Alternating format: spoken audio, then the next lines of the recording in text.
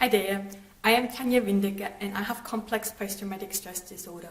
And I spent many years, decades, full of pain or that shame, that feeling of unworthiness, and being so stuck, feeling that nothing's ever going to change for myself.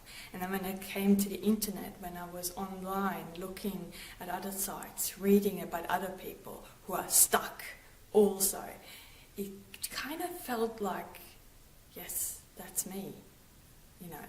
I could have some form of connection with those people, but at the same time, it didn't help me to get out of that hole. I was just there. There was this despair, this heavy pain. It's undescribable. You just can't see nothing else. I was just wallowing there in my own pain.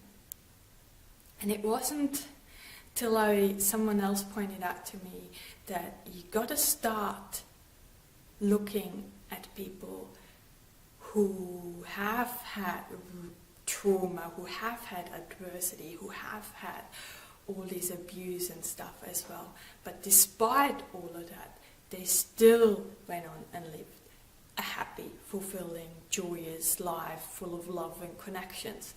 And for me at that point it was impossible, and because I didn't read anything else but books about what is post-traumatic stress disorder, how does it affect you, how does the trauma affect you.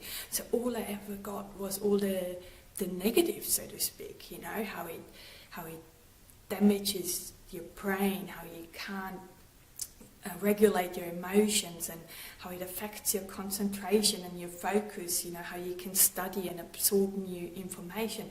All this, I knew that backwards because I was just reading that over and over and over. And as much as I don't like saying it was comfortable, because it was really uncomfortable, if that's even the description of it. But what I'm trying to say is that's all I knew.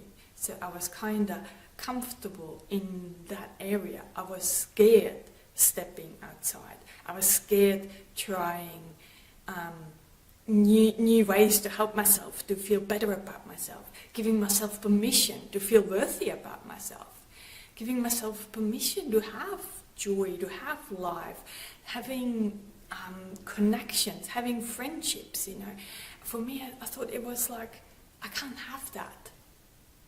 And that's just the impact of the trauma, that really firm belief that we have, that there's something intrinsically wrong with us, that we can't have those things. And I had a lot of professional help with that, because it's just so hard to get that into your head, that this is just the program of our abusers in our head. It is not true. We have to reprogram that. And by little steps, getting out there, pushing yourself little by little, I'm not saying that every day I feel worthy and happy and all this. No. It still washes over me, that feelings of shame, that feelings of not being good enough, those feelings that there is something intrinsically wrong with me. It still does. But it's more like a wave washing over me, and it kind of goes away again, rather than me sitting in it, underwater, really. That's how it was. And I don't want you to waste too much time there. I know I'm not saying that you shouldn't at all, because the despair that is part of the whole grieving, if you've read stuff on the process of grieving from Kubler-Ross, that's all part of it. And because it was so intense for so long, we do really need professional help. We do really need to work up that courage and reach out for help. Reach out to people. It's necessary. We really do not need that, because that program in our head is so destructive, so self-destructive, that we can't see beyond that. I couldn't see that back then, It felt like everything I touched turned into misery. Everything I tried was failure. That's what I was thinking. Only now looking back in retrospect, no, that was not. It was not quite the way I saw it back then, you know. And I can only encourage you to go out and read things like, you know, there's David Belter, there is Somali Man, there is Joe Polish, there is, even Lady Gaga has complex post-traumatic stress disorder. You know, there's so many people out there who had really horrific childhoods, who had adversity, and they're still trying to go out there, still living that passion, finding that fire again. And I know when we're really, really depressed, there's nothing there. There was nothing. There was no desire. I didn't even want to get out of bed. I didn't want to get showered. I just wanted to disappear from this planet. I just really didn't want to exist. And it felt like I didn't exist.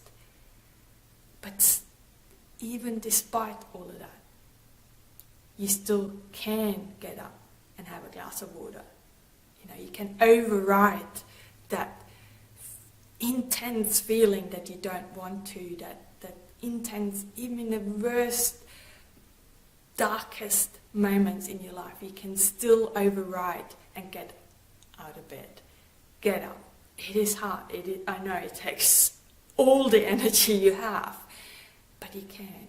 And with every step you do, it becomes better. And with every step, you have your comfort zone changes, your tolerance changes, and you start to grow, and you start to believe in yourself again. Even if it's just glimpses, split seconds, it slowly comes back, and you can start your life. You know, it's your life. You deserve to have joy and fulfillment. You have a purposeful life. All of that, you know, you're a worthy person just as you are. So I'm hoping that kind of inspired you to get out. Don't waste too much time in that despair. Because you're worthy. Okay, that's lots and lots of love as always, and rainbows to brighten up those really, really dark times. And in the hope it gives you some spark, just a little spark to get you out of there, for even if it's just a tiny little moment. Every step counts. Bye for now.